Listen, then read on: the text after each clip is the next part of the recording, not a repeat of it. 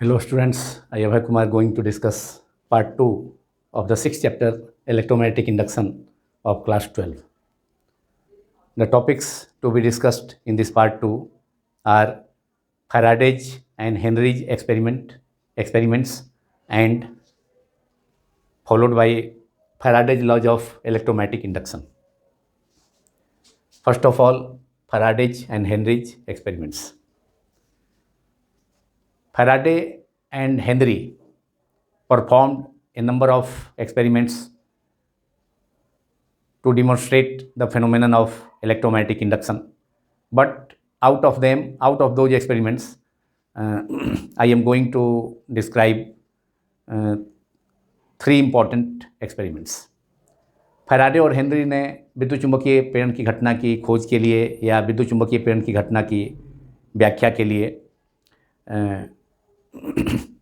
बहुत सारे एक्सपेरिमेंट किए, बहुत सारे प्रयोग किए। उनमें से तीन मुख्य प्रयोगों को मैं डिस्कस करने जा रहा हूँ। तो फर्स्ट एक्सपेरिमेंट 1 जो कि फैराडे और हेनरी द्वारा परफॉर्म किया गया एक्सपेरिमेंट 1 और इससे जो कंक्लूजन ऑब्टेन होगा वो भी देखेंगे। Experiment 1 of Faraday and Henry performed by Faraday and Henry is the relative motion between a bar magnet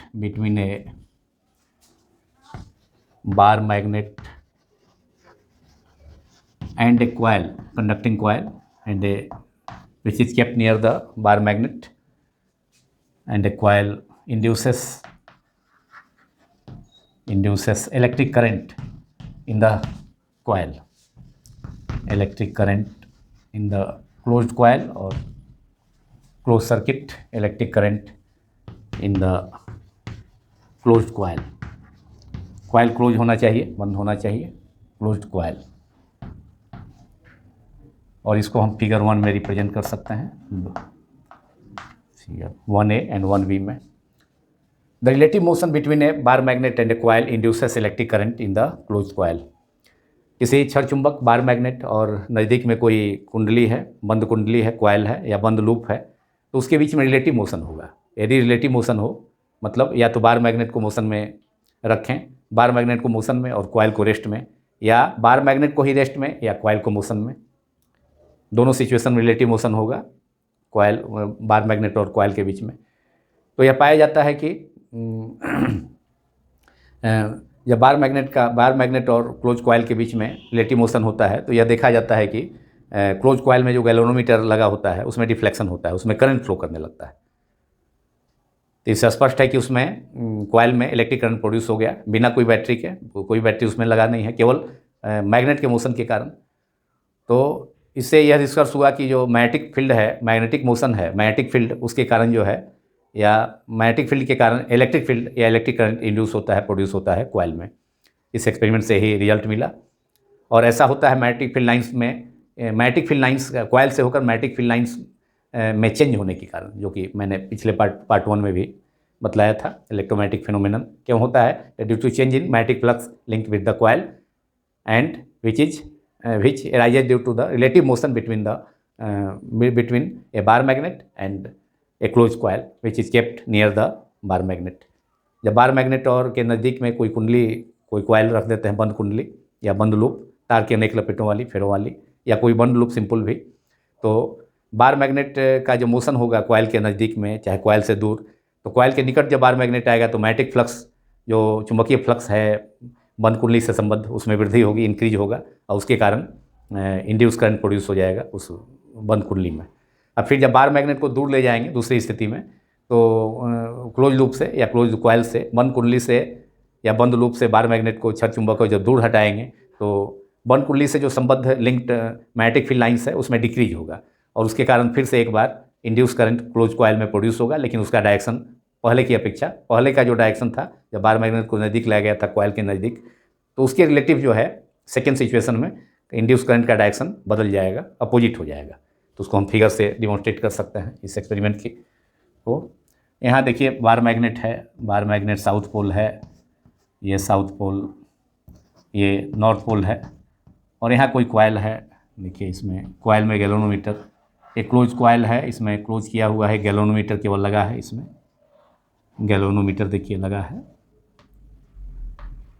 अब रिलेटिव मोशन जब दोनों के बीच में फैराडे ने रिलेटिव मोशन कराया, मतलब या तो बार मैग्नेट को इसके नज़दीक लाएंगे या दूर ले जाएंगे, माने बार मैग्नेट का मोशन होगा और कॉइल को रेस्ट में रख करके, या बार मैग्नेट को ही रेस्ट में रखें और कॉइल को ही इसके नज़दीक ले जाएं, चाहे इससे दूर ले जाएं। दोनों सिचुएशन में मैग्नेटिक फ्लक्स में चेंज होगा। कॉइल से जो लिंक्ड मैग्नेटिक फ्लक्स है, कॉइल से जो संबद्ध मैग्नेटिक फ्लक्स है, उसमें चेंज होगा, और उसके कारण जो है इंड्यूस करंट, गैल्वेनोमीटर का जो नीडल है डिफ्लेक्शन शो करेगा।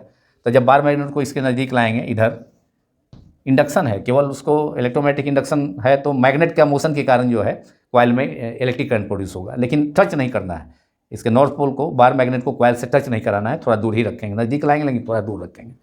तो इस सिचुएशन में क्या होगा, जब नॉर्थ पोल को लाएंगे यहाँ, तो इसमें डायरेक्शन इंड्यूस करंट फ्लो करने लगेगा, इंड्यूस करंट फ्लो करने लगेगा, और उसका डायरेक्शन जो है एंटी क्लॉकवाइज हो जाएगा, मतलब गैल्वेनोमीटर का डिफ्लेक्शन एक साइड में हो जाएगा, और एंटी क्लॉकवाइज डायरेक्शन में करंट इंड्यूस करंट फ्लो करने लगेगा, बिना कोई बैटरी के करंट फ्लो करने लगा इसमें। तो ये डायरेक्शन ऑफ इंड्यूस करंट हो गया एंटी क्लॉकवाइज, ये डायरेक्शन ऑफ इंड्यूस करंट हो गया है, direction of induce current, induced current, ये डायरेक्शन ऑफ इंड्यूस करंट हो गया। प्रेरित धारा की दिशा, प्रेरित धारा की दिशा हिंदी में इसको कह सकते हैं, इस कॉइल में, ये कॉइल है, इसको कॉइल, तो कॉइल में इंड्यूस करंट का डायरेक्शन जो होगा एंटी क्लॉक हो गया। जब नॉर्थ पोल को लाया, मैग्नेटिक फ्लक्स इंक्रीज किया, तो उसके कारण इंड्यूस करंट प्रोड्यूस हुआ, जो विरोधी नेचर का होता है, अपोजिंग नेचर का होता है लेंज के नियम के अनुसार। इंड्यूस करंट जो होगा वह मैग्नेटिक फ्लक्स में इंक्रीज करने का या चुंबक नॉर्थ पोल को नज़दीक लाने का अपोज करेगा। इसलिए यह जो इंड है नॉर्थ पोल के नज़दीक वाला, ये भी नॉर्थ पोल की तरफ ट्रीट करने लगेगा, जिससे कि इस नॉर्थ पोल को, बार मैग्नेट के नॉर्थ पोल को नज़दीक लाने का अपोज कर सके। तो इसलिए रिपल्सन फोर्सेस पर काम करेगा, तो करंट का डायरेक्शन एंटी क्लॉक हो गया। तो ये फिगर 1A हो गया, इसे फैराडे का एक्सपेरिमेंट का ये पहला अथी हो गया, माने फर्स्ट सिचुएशन। अब सेकेंड सिचुएशन कर सकते हैं इसमें, उसमें क्या करेंगे कि बार मैग्नेट को, बगल में इसको डायग्राम को रिप्रेजेंट करता हूँ, ये बार मैग्नेट है साउथ पोल, ये नॉर्थ पोल है, और एक कॉइल बगल में है। अब यहाँ पर इसके अपोजिट मोशन जो बार मैग्नेट का होगा, अपोजिट डायरेक्शन में कराएंगे पहले की अपेक्षा। पहले जो मोशन हो रहा है पहली फर्स्ट सिचुएशन में, उसके रिलेटिव अब अपोजिट डायरेक्शन मोशन कराएंगे। तो अब जो है डायरेक्शन, ये नॉर्थ पोल को दूर ले जाएंगे, तो मैग्नेटिक फ्लक्स जो इस कॉइल से होगा लिंक्ड, कॉइल है सी, मैग्नेटिक फ्लक्स, इसे जो संबद्ध लिंक्ड मैग्नेटिक फ्लक्स है कॉइल से, उसमें डिक्रीज होगा, और डिक्रीज होने के कारण फिर से एक इंड्यूस करंट प्रोड्यूस होगा।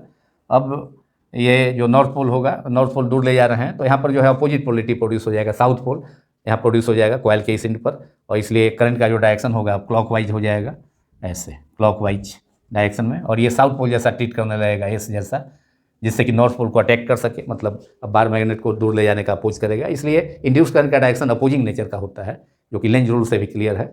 इसके बाद का टॉपिक लेंज रूल होगा पार्ट 3 में, उसमें हम लोग पढ़ेंगे। और ये अब जो है गैल्वेनोमीटर का डिफ्लेक्शन जो है अपोजिट साइड में हुआ, क्योंकि क्लॉकवाइज डायरेक्शन में पहले जैसे हुआ था, पहले गैल्वेनोमीटर का डिफ्लेक्शन जी का जो है इधर था, एक साइड में हुआ था, अब उसके अपोजिट साइड में करंट इसमें एंटी क्लॉकवाइज, इसमें वामावर्त दिशा में, और यहाँ जो है एंटी क्लॉकवाइज डायरेक्शन में, जिसको हिंदी में दक्षिणावर्त दिशा कहा जाता है। तो यहाँ देखिए इंड्यूस करंट का डायरेक्शन, ये करंट प्रोड्यूस हो गया बिना कोई बैटरी के, केवल मैग्नेट के मोशन के कारण। तो इस रिजल्ट से, इस एक्सपेरिमेंट से इस रिजल्ट पर फैराडे और हेनरी पहुँचे कि चेंजिंग मैग्नेटिक फ्लक्स जो है, changing magnetic field north pole और साउथ पोल को, पहले सिचुएशन में नॉर्थ पोल को नज़दीक ले गए हैं कॉइल में, तो इसे लिंक जो मैग्नेटिक फील्ड लाइन से इंक्रीज किया मैग्नेटिक फ्लक्स, तो उसके कारण इसमें इंड्यूस करंट प्रोड्यूस हो गया एंटी क्लॉकवाइज डायरेक्शन में। और दूसरे सिचुएशन में फिर जो बार मैग्नेट को नॉर्थ पोल को दूर ले गए, तो फिर से एक बार जो है इसमें इंड्यूस करंट प्रोड्यूस हुआ, लेकिन अब डायरेक्शन उसका उल्टा हो गया। गैल्वेनोमीटर का डिफ्लेक्शन जो है पहले के सिचुएशन की अपेक्षा भी अपोजिट डायरेक्शन में होगा। तो ये फिगर 1B हो गया, 1A फिगर 1B, जो फैराडे का फर्स्ट एक्सपेरिमेंट है। और रिजल्ट इससे यही हुआ कि इलेक्ट्रोमैग्नेटिक इंडक्शन का जो है, इसी एक्सपेरिमेंट से इलेक्ट्रोमैग्नेटिक इंडक्शन का डिस्कवरी हो गया। और ये सभी एक्सपेरिमेंट, जो जितने भी एक्सपेरिमेंट है उसमें सबसे इम्पॉर्टेंट एक्सपेरिमेंट है ये फैराडे और हेनरी का। तो इससे इंड्यूस क्या हो गया, इसमें रिजल्ट क्या मिला कि whenever there is relative motion between, due to relative motion between the bar magnet and the coil, induce current is produce in the coil, that is changing magnetic field produces induce current in the coil. इससे result यही मिला, changing magnetic field due to motion of the movement of the bar magnet produces induced current in the coil. Now second experiment number 2.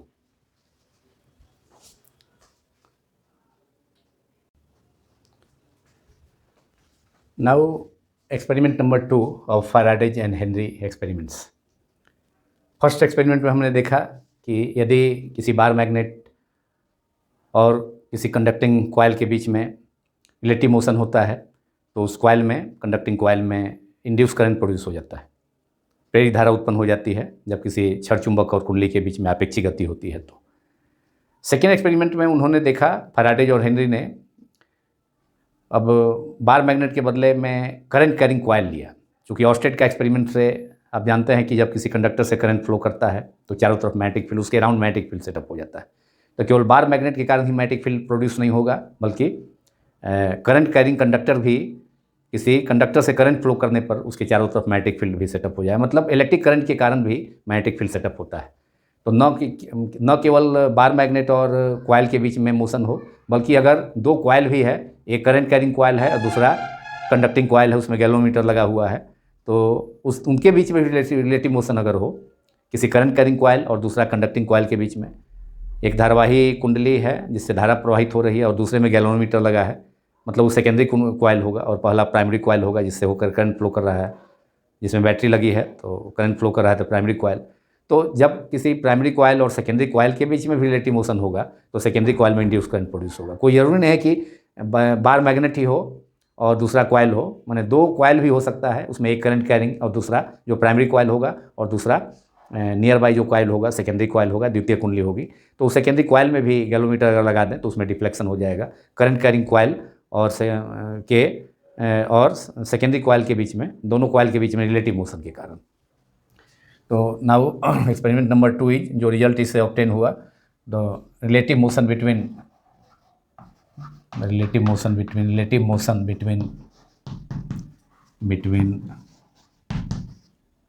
between a current carrying coil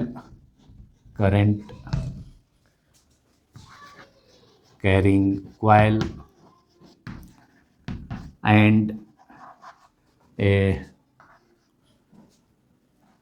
conducting coil जो near by coil है, and a conducting coil और nearby coil जो कि primary coil के current carrying coil के नज़दीक होगा। Conducting coil या सेकेंडरी कॉइल होगा जिसमें इंड्यूस करंट होगा, नियर बाई कॉइल जो नज़दीक का कॉइल है प्राइमरी कॉइल के, जिससे करंट फ्लो कर रहा है, उसके नज़दीक में एक दूसरा कॉइल रखेंगे कंडक्टिंग कॉइल, जो कि उसमें केवल गैल्वेनोमीटर लगा होगा, उसमें कोई बैटरी नहीं लगी होगी। तो तो इसके कारण भी प्रोड्यूस होगा, इंड्यूस करंट, इसके कारण भी, चूँकि करंट कैरिंग जो कॉइल होगा उसके कारण भी मैग्नेटिक फील्ड सेटअप हो जाएगा। केवल बार मैग्नेट के कारण ही नहीं, बल्कि करंट कैरिंग कंडक्टर भी मैग्नेटिक फील्ड प्रोड्यूस करता है। तो produced a conducting coil, relative motion between a current carrying coil and a conducting coil और nearby coil produces electric current या induce current, produces induced current in the nearby coil, मतलब जो नज़दीक में coil होगा conducting coil, उसमें current in the conducting coil और nearby coil in the conducting coil. मतलब कोई ज़रूरी नहीं है कि इलेक्ट्रोमैग्नेटिक इंडक्शन का जो फेनोमेनन है उसमें एक बार मैग्नेट हो और दूसरा कॉइल हो, कंडक्टिंग कॉइल हो, तो उसके बीच में रिलेटिव मोशन हो, आपेक्षिक गति हो, तभी उस कॉइल में इंड्यूस करंट प्रोड्यूस होगा। ये कोई ज़रूरी नहीं है। अगर एक करंट कैरिंग कॉइल भी है, दो कॉइल के बीच में भी रिलेटिव मोशन अगर कराया जाए तो उसमें जिसमें जो नियर बाई कॉइल होगा कंडक्टिंग कॉइल, उसमें गैल्वेनोमीटर लगा होगा, उसमें डिफ्लेक्शन होगा, उसमें इंड्यूस करंट प्रोड्यूस हो जाएगा। जबकि एक और जो कॉइल होगा प्राइमरी कॉइल, उससे होकर करंट फ्लो करना चाहिए। तो इसको फिगर से रिप्रेजेंट करते हैं। एक करंट, दो कॉइल ही है यहाँ, एक कॉइल है यहाँ देखिए, एक कॉइल है, इससे मेन करंट कैरिंग कॉइल है, इसमें बैटरी लगा है, प्रेस की है,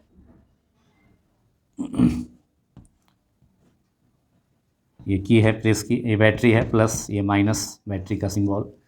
वर्टिकल लाइन जो बड़ा बिग लाइन होगा वो प्लस को रिप्रेजेंट करता है, स्मॉल लाइन माइनस को रिप्रेजेंट करता है।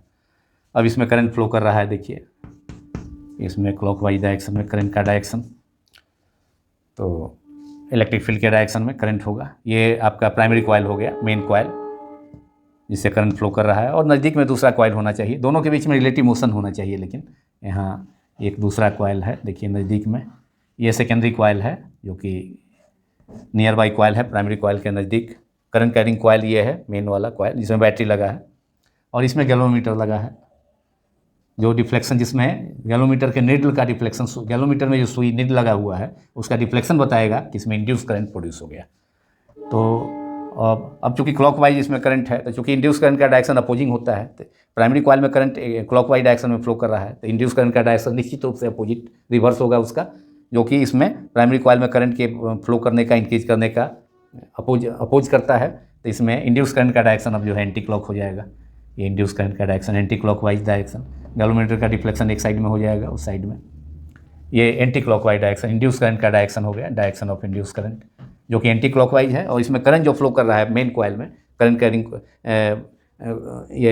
करंट कैरिंग कॉइल में, उस कॉइल जो वैसा कॉइल जिससे करंट फ्लो करे उसको करंट कैरिंग कॉइल कहेंगे, धारावाही कुंडली हिंदी में। तो उससे करंट जो है फ्लो कर रहा है बैटरी से, बैटरी का जो पोलरिटी है उसके अनुसार करंट जो है positive to negative electric field के डायरेक्शन में ऐसे। तो क्लॉकवाइज है, तो इंड्यूस करंट का डायरेक्शन चूँकि अपोजिंग नेचर का इंड्यूस करंट मैंने पहले भी बतलाया, इसलिए इसमें एंटी जो इंड्यूस करंट प्रोड्यूस हुआ उसका डायरेक्शन एंटी क्लॉक हो जाएगा। Direction of induce current, direction of induced current जो कि एंटी क्लॉक हो जाएगा, induced current that is anti clockwise. Anti clockwise होगा नियर बाई कॉइल में, इसलिए कि जो कंडक्टिंग कॉइल मेन कॉइल है आपका प्राइमरी कॉइल, उसमें करंट कैरिंग कॉइल में करंट फ्लो कर रहा है क्लॉकवाइज में, तो ये एंटी क्लॉक हो जाएगा निश्चित रूप से।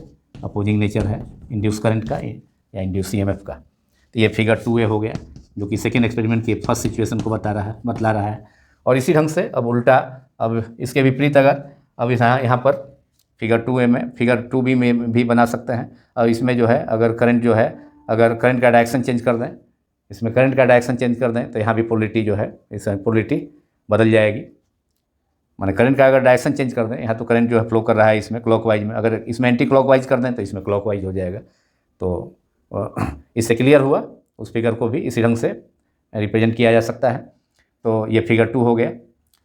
तो इसी ढंग से फिगर 2B भी हम कर सकते हैं, इसी ढंग से सेम चीज़ है, डायरेक्शन चेंज होगा, इसमें अगर एंटी क्लॉकवाइज डायरेक्शन होगा, इसमें अगर क्लॉकवाइज अगर पोलरिटी चेंज कर दें तो इसमें करंट का डायरेक्शन एंटी क्लॉकवाइज है, तो इसमें जो है क्लॉकवाइज हो जाएगा।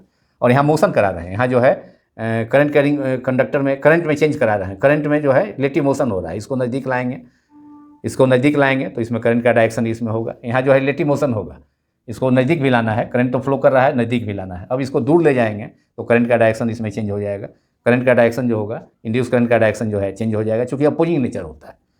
ये फिगर 2 हो गया। ये शो कर रहा है कि न केवल जो है बार मैग्नेट और कॉइल के बीच में, बल्कि अगर दो कॉइल भी है उसके बीच में रिलेटिव मोशन होता है, तो एक करंट कैरिंग कॉइल है जिसमें करंट फ्लो कर रहा है, दूसरा नियर बाई कॉइल है जिसमें कि इंड्यूस करंट प्रोड्यूस होगा।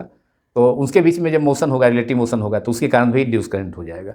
अब यहाँ नज़दीक ला रहे हैं प्राइमरी कॉइल को, जिससे करंट आई फ्लो कर रहा है, तो बगल वाला जो कॉइल है सेकेंडरी कॉइल, उसमें मैग्नेटिक फ्लक्स इंक्रीज कर रहा है, तो इसके कारण इंड्यूस करंट होगा। डायरेक्शन इंड्यूस करंट का जो होगा अपोजिंग होगा, इसके करंट के बढ़ने का, इनके मैग्नेटिक फ्लक्स में इंक्रीज करने का अपोज करेगा। और इसी को अब जब दूर ले जाएंगे तो करंट का डायरेक्शन इसमें जो है साउथ, इसमें जो नियर बाई कॉइल है उसमें करंट का डायरेक्शन क्लॉकवाइज हो जाएगा, जिससे कि अब इसको दूर ले जाने का क्या करेगा, अपोज करेगा, वो प्राइमरी कॉइल को दूर ले जाने का अपोज करेगा। इसलिए सेकेंड सिचुएशन में जब इस करंट कैरिंग कॉइल को दूर ले जाएंगे इस कॉइल से, तो इसमें फिर इंड्यूस करंट का डायरेक्शन होगा, लेकिन वो क्लॉकवाइज हो जाएगा उसका डायरेक्शन, जो कि प्राइमरी कॉइल को दूर ले जाने का अपोज करेगा। मतलब इंड्यूस करंट का डायरेक्शन साउथ में जो होगा क्लॉकवाइज होगा, जिससे कि इसको दूर प्राइमरी कॉइल को दूर ले जाने का अपोज करें, मतलब उसको अटैक करने का प्रयास करेगा। इसलिए इंड्यूस करंट का डायरेक्शन जो होता है वह अपोजिंग नेचर का होता है। और एक और एक्सपेरिमेंट लास्ट में हम देख सकते हैं, थर्ड एक्सपेरिमेंट। उसमें चीज़ यही है, लेकिन उसमें कोई ज़रूरी नहीं है कि रिलेटिव मोशन हो, रिलेटिव मोशन नहीं भी होगा तो ऊपर भी अगर करंट में केवल चेंज होगा इस कॉइल में, इसको रेस्ट में रख करके करंट में चेंज करेंगे तो बगल वाला कॉइल में जो है इंड्यूस करंट प्रोड्यूस हो जाएगा मोमेंटरली। जिस समय करंट चेंज होगा उसी समय, लंबे समय तक नहीं। जिस समय करंट चेंज होगा, करंट बढ़ा या करंट घटा, तो दोनों सिचुएशन में जब की को प्लग प्रेस किए तो सर्किट पूरा हुआ, तो अचानक करंट इसमें फ्लो किया तो इसमें इंड्यूस करंट प्रोड्यूस होगा उस समय। फिर स्विच को प्रेस की को जो है उठा दिए, रिलीज कर दिए, तो फिर जो है करंट अचानक जो है घट गया, अचानक घटा तो उस समय फिर इंड्यूस करंट प्रोड्यूस होगा, लेकिन उसके अपोजिट डायरेक्शन में जो फर्स्ट केस का था। तो इस प्रकार कोई जरूरी नहीं है कि दोनों कॉइल को के बीच में रिलेटिव मोशन ही हो, कॉइल और मैग्नेट बार मैग्नेट के बीच में रिलेटिव मोशन ही हो। अगर दो करंट कैरिंग कॉइल है, एक करंट कैरिंग कॉइल है, दूसरा प्राइमरी कॉइल, दूसरा सेकेंडरी कॉइल, तो करंट कैरिंग कॉइल में या प्राइमरी कॉइल में करंट में चेंज होना चाहिए, जबकि सेकेंडरी कॉइल जो है वो भी रेस्ट में रहेगा, प्राइमरी कॉइल और सेकेंडरी कॉइल। तो केवल करंट में चेंज के कारण भी इंड्यूस करंट प्रोड्यूस हो सकता है। This is experiment number 3।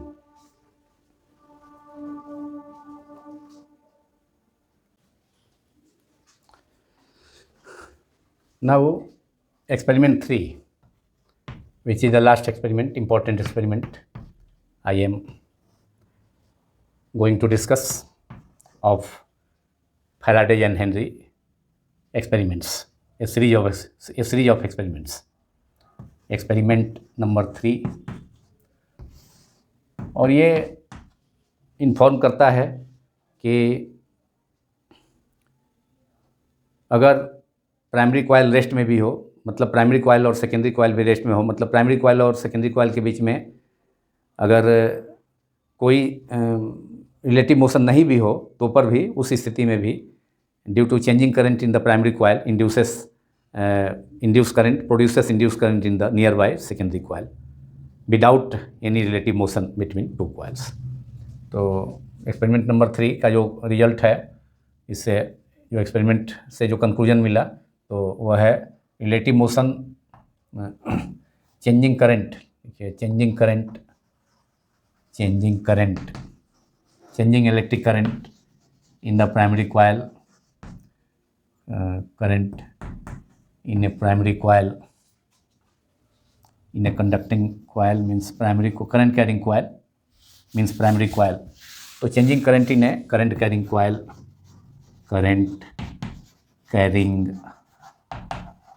वैसा कॉइल जिसे करंट फ्लो करे उसको करंट कैरिंग कॉइल कहेंगे, या प्राइमरी कॉइल कहा जा सकता है इसको, जिसमें करंट फ्लो करे प्राइमरी कॉइल, और बगल वाला जो नियर बाई कॉइल होगा जिसमें इंड्यूस करंट प्रोड्यूस होगा, जिसमें गैल्वेनोमीटर लगा कनेक्टेड होगा, उसको सेकेंडरी कॉइल कहेंगे। प्राइमरी कॉइल तो changing current in a current carrying coil, that is primary coil, produces induced current in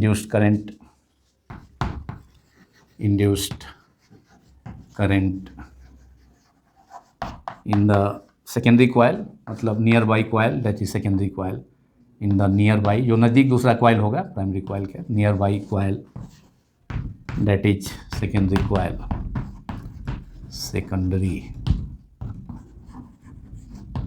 coil। और इसको फिगर 3 में डिमोन्स्ट्रेट किया जा सकता है विदाउट एनी रिलेटिव मोशन। अभी तो सेकेंड एक्सपेरिमेंट में देखे कि प्राइमरी कॉइल से करंट फ्लो कर रहा था तो सेकेंडरी कॉइल में इंड्यूस करंट प्रोड्यूस हुआ, लेकिन उसके लिए प्राइमरी कॉइल को सेकेंडरी कॉइल के नज़दीक, निकट, नियर या उससे अवे ले जाना पड़ा था। तो उस सिचुएशन में इंड्यूस करंट सेकेंडरी कॉइल में हुआ है। और इसमें कोई ज़रूरी नहीं है कि प्राइमरी कॉइल जिसे करंट फ्लो कर रहा है उसको सेकेंडरी कॉइल के नज़दीक ले जाएं या सेकेंडरी कॉइल को उसके नज़दीक लाएं या दूर ले जाएं, ऐसी कोई ज़रूरत। दोनों कॉइल रेस्ट में रहेगा, फिर भी केवल करंट में चेंज होना चाहिए प्राइमरी कॉइल में, तब सेकेंडरी कॉइल में, नियर बाई कॉइल में इंड्यूस करंट या इंड्यूस ईएमएफ प्रोड्यूस होगा। Near by coil without any relative motion between two coils, बिना रिलेटिव मोशन के भी इंड्यूस करंट प्रोड्यूस होगा सेकेंडरी कॉइल में विदाउट एनी रिलेटिव मोशन। ये भी एक इम्पॉर्टेंट एक्सपेरिमेंट है जो कि ये बता रहा है कि कोई ज़रूरी नहीं है कि रिलेटिव मोशन हो दोनों कॉइल्स के बीच में, रेस्ट में भी होगा, केवल करंट में भी एक कॉइल में अगर चेंज होता है प्राइमरी कॉइल में तो नज़दीक का जो सेकेंडरी कॉइल है नियर उसमें इंड्यूस करंट प्रोड्यूस होगा without any relative motion between two coils.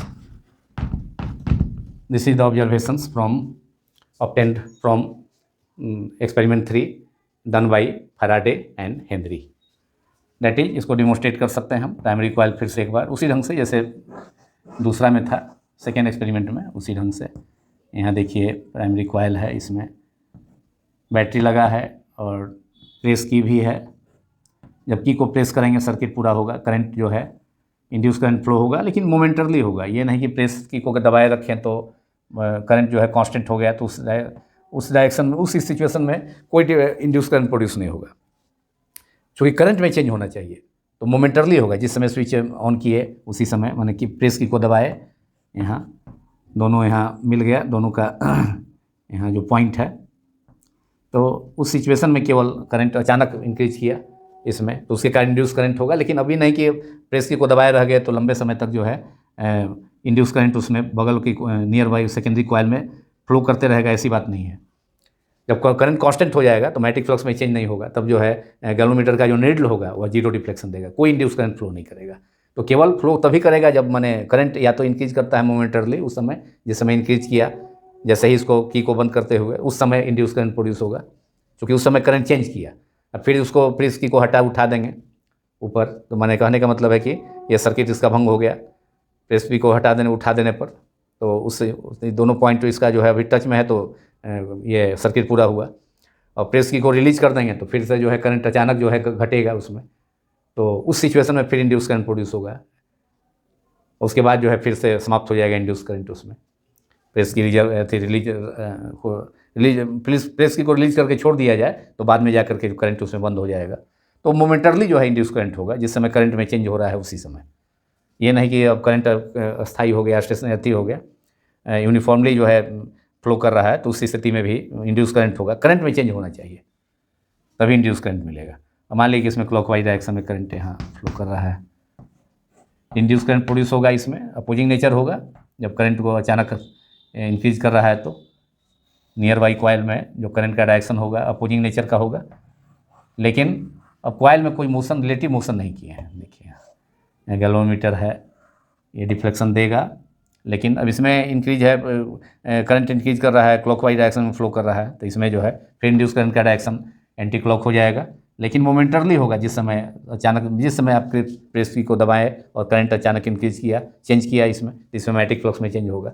उसके बाद अगर प्रेस की को दबाए रखें तो करंट कांस्टेंट हो जाएगा, तब जो है इंड्यूस करंट जो है बंद हो जाएगा फ्लो करना।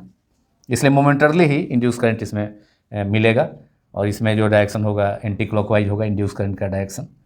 ये गैल्वेनोमीटर का डिफ्लेक्शन इधर, और फिर प्रेस की को रिलीज करेंगे तो फिर उस समय करंट अचानक घटेगा, तो घटने के कारण फिर जो है अब इसमें इंड्यूस करंट का डायरेक्शन इसमें करंट के घटने का अपोज करेगा अकॉर्डिंग टू लेंज रूल। तब करंट का डायरेक्शन इसमें जो है फिर हो जाएगा किस डायरेक्शन में, क्लॉकवाइज हो जाएगा। अब ये इंड्यूस करंट हो गया, यहाँ प्रोड्यूस हो गया एंटी क्लॉकवाइज डायरेक्शन में। अगर प्राइमरी कॉइल में चेंज हो रहा है करंट जो है क्लॉकवाइज में, इंड्यूस करंट। ये भी one of the important result experiment number 3, जो कि ये कह रहा है कि दोनों ये रेस्ट में है। यहाँ ये जो है ये भी कॉइल, प्राइमरी कॉइल और सेकेंडरी कॉइल, कोई रिलेटिव मोशन नहीं है। सेकेंड एक्सपेरिमेंट तो मोशन था, प्राइमरी कॉइल को सेकेंडरी के नज़दीक ले जा रहे थे या उससे दूर ले जा रहे थे, करंट फ्लो कर रहा था, लेकिन फिर भी उसको मोशन कराए थे, तब इंड्यूस करंट प्रोड्यूस हुआ। यहाँ कोई मूवमेंट नहीं है, यहाँ रेस्ट में है प्राइमरी कॉइल, और करंट में अचानक इंक्रीज किया तो इसमें इंड्यूस करंट प्रोड्यूस हुआ। तो कहने का मतलब है कि दोनों के बीच में मोशन, रिलेटिव मोशन नहीं है, तो ऊपर भी सेकेंडरी कॉइल में इंड्यूस करंट होगा, केवल प्राइमरी कॉइल से होकर करंट चेंज करना चाहिए। तो these were three important experiments performed by Faraday and Henry out of a series of number of experiments related to electromagnetic induction, and these experiments led Faraday and Henry to the discovery of to discover the phenomenon of electromagnetic induction. Now I am going to discuss two important laws of Faraday's electromagnetic induction.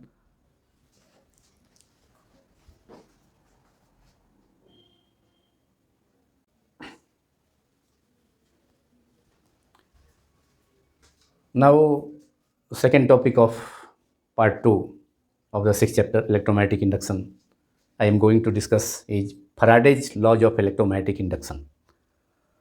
और ये बहुत ही important topic है examination point of view से। Short question 2 marks का इस पर अक्सर पूछा जाता है different boards examinations all over in India. किसी भी बोर्ड में, स्टेट बोर्ड हो, CBSE बोर्ड हो या ICSE बोर्ड हो, तो किसी भी बोर्ड में इस पर आधारित state Faraday's laws of electromagnetic induction, तो इस ढंग से क्वेश्चन पूछा जाता है, तो इसको तैयार करना चाहिए एग्जामिनेशन पॉइंट ऑफ व्यू से भी। On the basis of A series of experiment performed by Faraday and Henry. Faraday deduced two important laws regarding or related to the electromagnetic induction.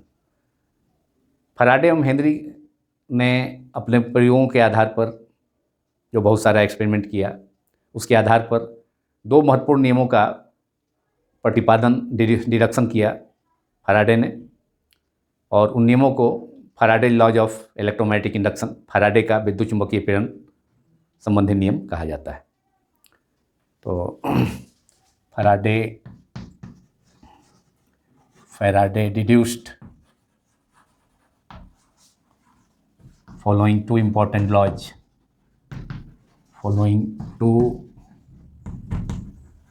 laws related to electromagnetic induction, important laws which are known as Faraday's laws of electromagnetic induction. So Faraday deduced following two important laws related to laws of electromagnetic induction.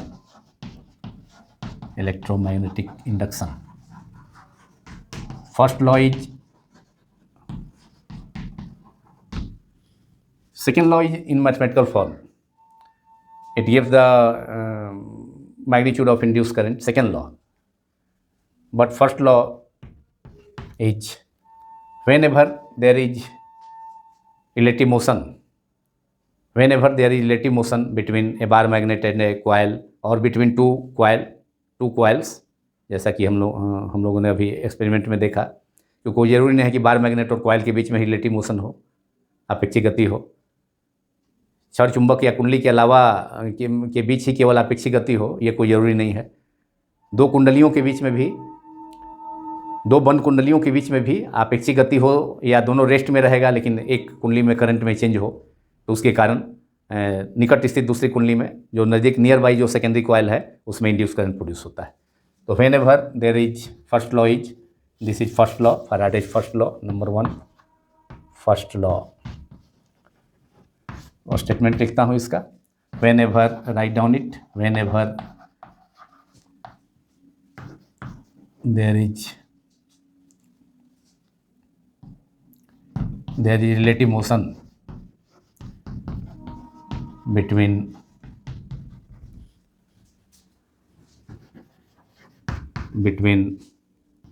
a bar magnet and a coil, or between two conducting coils, दोनों हो सकता है. Relative motion दोनों के बीच, bar magnet और coil के बीच में भी, between A bar magnet and a conducting coil, और सीधे क्लोज कॉइल, और बिटवीन टू कंडक्टिंग कॉइल्स, दोनों सिचुएशन हो सकती है. बिटवीन टू कॉइल्स जब रिलेटिव मोशन होगा, जब भी रिलेटिव मोशन होगा, रिलेटिव मोशन होने पर ही होगा. इंड्यूस ईएमएफ, इंड्यूस करंट तभी होगा जब प्रोड्यूस होगा कॉइल में, जब रिलेटिव मोशन होगा. या रिलेटिव मोशन नहीं भी होगा तो करंट में चेंज हो एक कॉइल में, तो दूसरे कॉइल में इंड्यूस करंट प्रोड्यूस होगा. जो अभी जो हमने थर्ड एक्सपेरिमेंट देखा फैराडे हेनरी का, between two coils, whenever there is relative motion between a bar magnet और एक coil, और between two coils जिसमें relative motion हो, दो coils के बीच में भी हो सकता है या एक बार मैग्नेट और coil के में भी हो सकता है. Induce EMF and hence induce current. पहले इंड्यूस EMF होगा, पहले जो पोटेंशियल डिफरेंस सेटअप होगा. इंड्यूस EMF का मतलब electromotive force is potential difference. तो इंड्यूस EMF प्रोड्यूस होगा, और उसके कारण जो है इंड्यूस करंट प्रोड्यूस होगा, क्योंकि Ohm's, according to Ohm's law, current is directly proportional to the potential difference. Induce EMF is induce electromotive force, प्रेरित विद्युत वाहक बल, हिंदी में इसे कहा जाएगा इंड्यूस EMF. और hence induced current is produced in the nearby coil. एक कॉइल में चेंज होगा करंट में, दूसरे कॉइल में इंड्यूस करंट होगा. या बार मैग्नेट का मोशन, रिलेटिव बार मैग्नेट को नज़दीक लाएंगे कॉइल के, या दूर ले जाएंगे, फिर रिलेटिव मोशन होगा. या बार मैग्नेट को ही रेस्ट में रख करके कॉइल को बार मैग्नेट के नज़दीक लाएंगे, या बार मैग्नेट से दूर ले जाएंगे, फिर भी रिलेटिव मोशन है. तो उस सिचुएशन में जो कॉइल है बार मैग्नेट के नज़दीक, उसमें इंड्यूस करंट प्रोड्यूस होगा. या कोई करंट कैरिंग कॉइल है तो उसको किसी से सेकेंडरी कॉइल के नज़दीक ले आ रहे हैं या दूर ले जा रहे हैं, तो पर भी सेकेंडरी कॉइल में इंड्यूस करंट प्रोड्यूस होगा या इंड्यूस EMF प्रोड्यूस होगा. इंड्यूस EMF माने induce voltage, induce potential difference setup हुआ. Induce EMF is the potential difference. जब पोटेंशियल डिफरेंस सेटअप होगा तो उसमें सर्किट में करंट भी फ्लो होगा, और induce current is produced is produced in the coil, conducting coil में जिसमें गैल्वेनोमीटर लगा होगा, produce in the coil and it last as long as the change in magnetic flux linked with the coil takes place. Produced in the coil and it lasts as long as जब relative motion होगा coil, दोनों coil और bar magnet के बीच में, तो change in magnetic flux होगा। Relative motion बंद कर देंगे तो मैग्नेटिक फ्लक्स में भी चेंज होना बंद हो जाएगा। एक सिचुएशन में जब करंट में किसी रेस्ट में भी अगर किसी प्राइमरी कॉयल में करंट का चेंज होना जारी रहेगा, तब जो है magnetic flux induce current produce हो सकता है। लेकिन उसमें भी करंट का चेंज होना बंद कर देंगे तो इंड्यूस करंट नहीं होगा, चेंज प्रोड्यूस नहीं होगा बगल वाले नियर बाई कॉयल में। It's last as long as the change in magnetic flux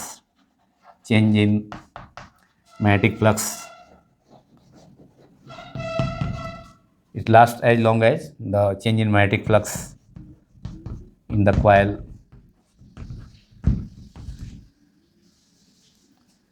coil continues। जैसे ही कॉयल से होकर के मैग्नेटिक फ्लक्स में चेंज रुक जाएगा, अगर बार दोनों के बीच में रिलेटिव मोशन ही बंद कर दें या करंट में जो इंक्रीज हो रहा था प्राइमरी कॉयल में उसको बंद कर दें, स्टॉप कर दें, तो मैग्नेटिक फ्लक्स जो सेकेंडरी कॉयल में चेंज हो रहा है उससे तो वह बंद हो जाएगा। तो ईएमएफ और इंड्यूस ईएमएफ जो प्रोड्यूस हो गया है उस कॉयल में प्रोड्यूस हुआ है, या इंड्यूस ईएमएफ और इंड्यूस करंट, प्रेरित विद्युत वाहक बल या प्रेरित धारा जो उत्पन्न हुई है वो भी बंद हो जाएगी। तो this is the first law. तो it last as long as the change in magnetic flux in the coil continues. तो this is the first law of electromagnetic induction, जो ये बतलाता है कि जब भी किसी क्षण चुंबक या कुंडली के बीच में से संबद्ध चुंबकीय फ्लक्स में परिवर्तन होता है या उनके बीच अपेक्षिक गति होती है, आप रिलेटिव मोशन होगा तो चेंज इन मैग्नेटिक फ्लक्स होगा कॉयल से संबंध लिंक्ड। तो तब उसमें जब भी किसी क्षण चुंबक या कुंडली के बीच में अपेक्षिक गति होगी या चुंबकीय फ्लक्स में परिवर्तन होगा कुंडली से संबद्ध, तो उसमें उस कुंडली में, बगल वाली कुंडली में प्रेरित विद्युत वाहक बल या प्रेरित धारा उत्पन्न हो जाएगी। और यह तब तक उपस्थित रहता है उस कुंडली में जब तक कि उस कुंडली से संबद्ध चुंबकीय फ्लक्स में परिवर्तन होता रहता है।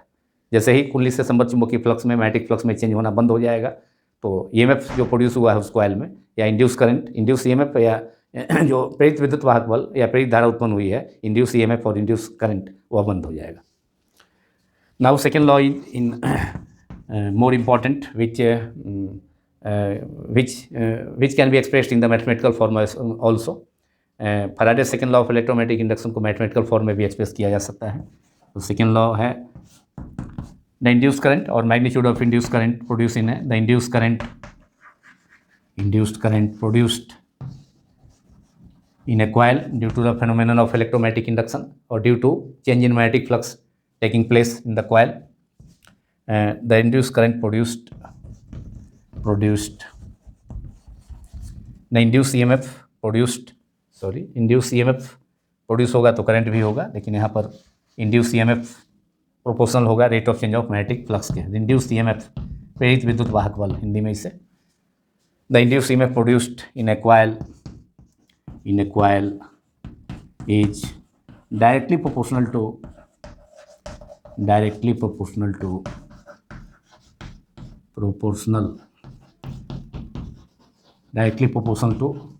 समानुपाती होगा प्रेरित विद्युत कुंडली में उत्पन्न प्रेरित विद्युत वाहक बल समानुपाती होगा किससे, कुंडली से संबद्ध चुंबकीय फ्लक्स में परिवर्तन की दर के। That is the induced EMF produce in a coil is directly proportional to the rate of change of magnetic flux linked with the coil. This is the second law of electromagnetic induction। The induced EMF produced in a coil is directly proportional to the rate of change of magnetic flux, linked with the coil,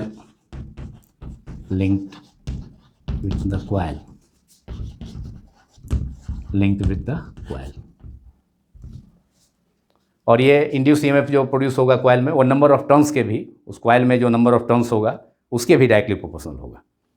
तो second law is the induce EMF produced in a coil is directly proportional to the rate of change of magnetic flux linked with the coil. Hindi में भी इसको state कर रहे थे, इसका statement मैं बतला रहा हूँ। किसी कुंडली में उत्पन्न प्रेरित विद्युत वाहक बल उस कुंडली से संबद्ध चुंबकीय फ्लक्स में परिवर्तन की दर के समानुपाती होता है। तो ये सेकेंड लॉ का स्टेटमेंट है हिंदी में भी और इंग्लिश में। I am repeating again, the induced EMF produced in a coil is directly proportional to the rate of change of magnetic flux linked with the coil, and this is the second law of electromagnetic, Faraday second law of electromagnetic induction. और इसको mathematical form में भी express हम कर सकते हैं।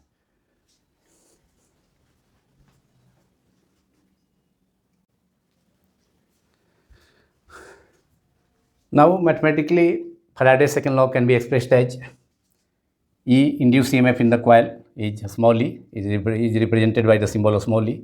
तो mathematically इसको एक्सप्रेस कर सकते हैं। इंड्यूस EMF अगर कॉइल में स्मॉल ई सिंबल से रिप्रेजेंट करें तो ये प्रोपोर्शन हो जाएगा माइनस साइन इसमें आता है जो कि लेंस रूल से, क्योंकि इंड्यूस EMF का जो नेचर होता है अपोजिंग नेचर होता है। इंड्यूस EMF कॉइल में जो प्रोड्यूस होगा या इंड्यूस करंट कुंडली में जो प्रेरित विद्युत वाहक बल या प्रेरित धारा की दिशा होती है वह विरोधी स्वभाव की होती है, जो कि मैग्नेटिक फ्लक्स में जो चेंज होगा करंट या करंट में चेंज होगा किसी कॉइल में या मैग्नेटिक फ्लक्स में इंक्रीज होगा तो उसको जो है उस इंक्रीज को उसको घटाने का प्रयास करेगी, और डिक्रीज होगा तो उसको करंट में डिक्रीज होगा या मैग्नेटिक फ्लक्स में डिक्रीज होगा तो उसको बढ़ाने का प्रयास करेगा। तो विरोधी स्वभाव है, इसलिए माइनस साइन यहाँ पर अपने से एक इंट्रोड्यूस किया गया है जो कि लेंस का रूल्स के अनुसार है, in accordance to Lenz rule.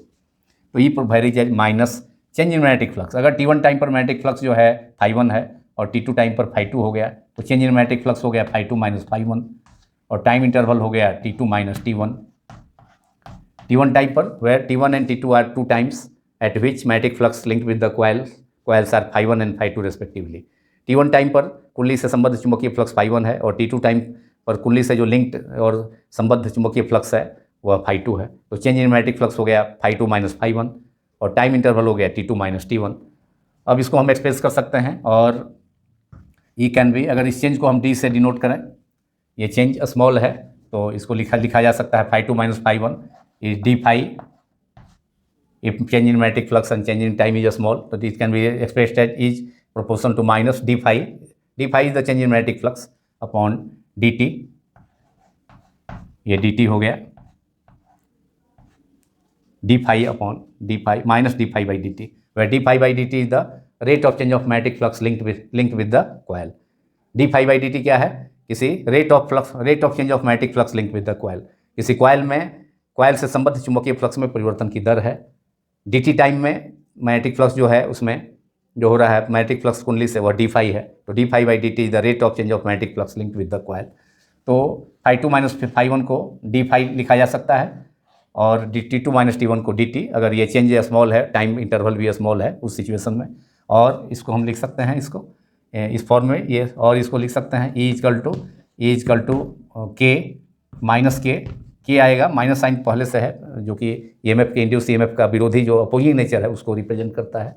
कि इंड्यूस EMF करें सर्किट से होकर के जो करंट सर्किट से होकर के करंट में जो मैग्नेटिक फ्लक्स में चेंज हो रहा है उसका अपोज कर रहा है, तो इसलिए हम माइनस साइन इसको इंट्रोड्यूस किया गया है। और प्रोपोर्शनलिटी साइन को यहाँ के बदले में प्रोपोर्शनलिटी साइन को हटा करके अगर इक्वेशन के रूप में लिखना चाहेंगे तो के प्रोपोर्शनलिटी कांस्टेंट है और SI यूनिट में इसका वैल्यू 1, तो ये E equal to K minus के d phi by d t, this is equation 1।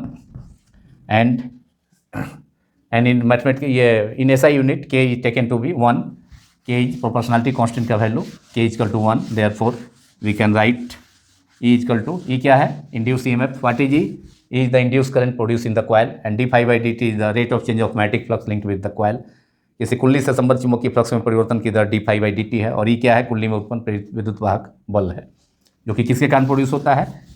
Coil से होकर के मैग्नेटिक फ्लक्स में चेंज होने के कारण। Induce EMF produces due to change in magnetic flux taking place in the coil due to the phenomenon of which is the phenomenon of electromagnetic induction। In SI unit के equal to 1, therefore E equals to हो गया minus d phi by d t, d phi by d t. यही mathematical form second law से जो obtain हुआ। E equal to ये formula induce EMF in the coil is minus d phi by d t, जिसका आगे भी इस chapter में यूज है, सेल्फ इंडक्टेंस, म्यूचुअल इंडक्टेंस। और लेंस रूल में भी ये माइनस साइन जो है लेंस रूल से ही आता है, क्योंकि इंड्यूस EMF कॉइल में मैग्नेटिक फ्लक्स में चेंज होने का मतलब इंक्रीज या डिक्रीज होने का अपोज करता है, इसलिए यह माइनस साइन आया है। और के इज ए प्रोपोर्शनैलिटी कांस्टेंट, के एक समानुपाती नियतांक है। और एसआई यूनिट में, क्योंकि एसआई यूनिट में इसका वैल्यू जो है 1 इज इन एसआई यूनिट के equal to 1, proportionality constant K का वैल्यू 1 है। तो ये हो गया सेकेंड लॉ का mathematical form, E equal to minus d phi by d t. तो इस प्रकार ये दोनों लॉ, ये Faraday laws of electromagnetic induction, there are two important law, और एग्जाम पॉइंट ऑफ व्यू से भी इम्पोर्टेंट है ये, और ऐसे भी इस चैप्टर के लिए भी और आगे भी यूज होगा सेल्फ इंडक्टेंस, म्यूचुअल इंडक्टेंस में भी इसका, इस विशेषकर सेकेंड लॉ का। तो इसी के साथ ये पार्ट समाप्त होता है, पार्ट 2। अगला पार्ट भी इंपॉर्टेंट पार्ट है, जिसमें लेंस रूल के बारे में, और Lenz rule is in accordance with the law of conservation of energy. Length का नियम और लेंज का नियम का ऊर्जा संरक्षण सिद्धांत के अनुरूप है। ये अगले पार्ट में होगा, पार्ट 3 में। Thank you very much.